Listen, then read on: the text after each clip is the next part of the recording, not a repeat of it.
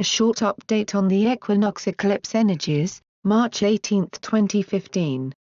Once again you stand before a momentous occasion, one where you will benefit greatly from a coinciding of two celestial events.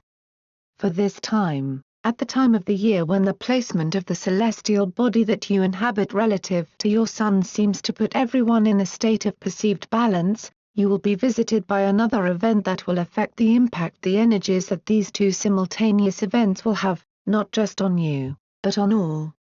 You see, this upcoming instance of the moon covering the entire width of your sun will have a profound effect on all, as it will greatly enhance the amount of beneficial energetic missives that will be able to penetrate all the way into your system.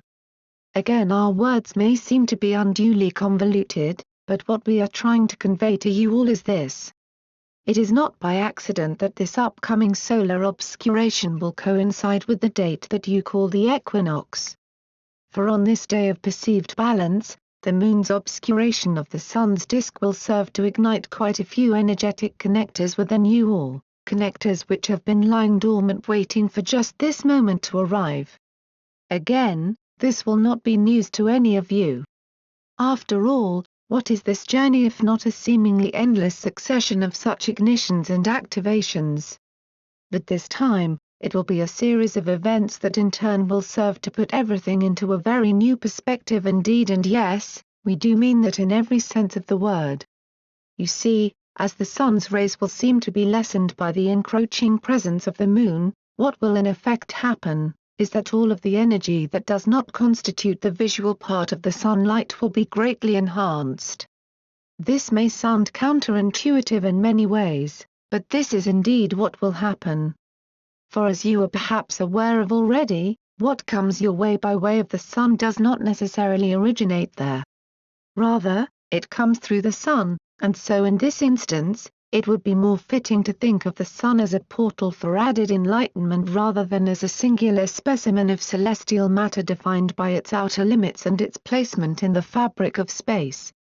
For the sun is a multi-dimensional receptacle for all sorts of energetic transmissions, and as such, during that phase when the self-generated energy of the sun herself will be dimmed out by the helpful intervention of the moon, all of these other and more remotely engendered missives of energetically enhanced information will be able to come through much more efficiently, rather like the clear sound of a bell, will be easier to perceive once all of the background noise has been brought down to a minimum.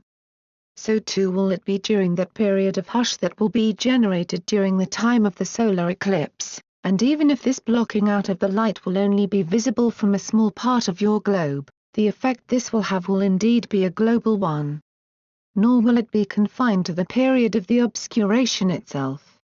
Rather, that can be seen as the period of the actual inception, and so, all of the beneficial effects this advanced acceleration will have on you may not be immediately noticeable by all, but we do venture to guess that you will all in some ways feel the effects these two closely interlocked events will have on your physical system.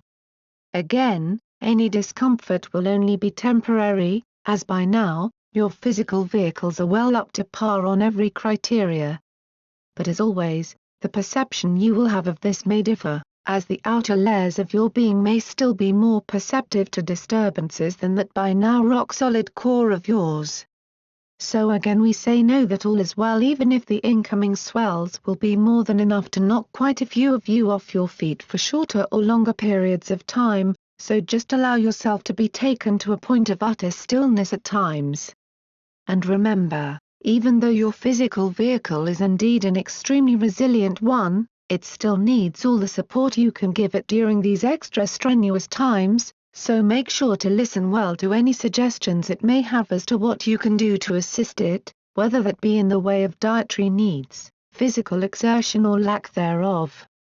So once again we say stay centered, and stay calm, but stay alert to the needs of your body, because that is the best way to ride these swells that you all have ahead of you. And again, remember that no matter how high the waves may become, they can never disturb the total equilibrium that is always there within you, under the seemingly endless undulations of the more shallow parts of you that constitutes merely the uppermost crust of what is in fact a resonant, compilable, and indestructible crucible that is you in all of your glory. So fret not, even if you at times will feel almost reduced to the faintest whisper of who you really are, for now, you will all soon find back to that mighty voice that is you, and soon, you will all find out just how it is you will be called to let it all out, in the mightiest, most magnificent of roars that will serve to awaken all,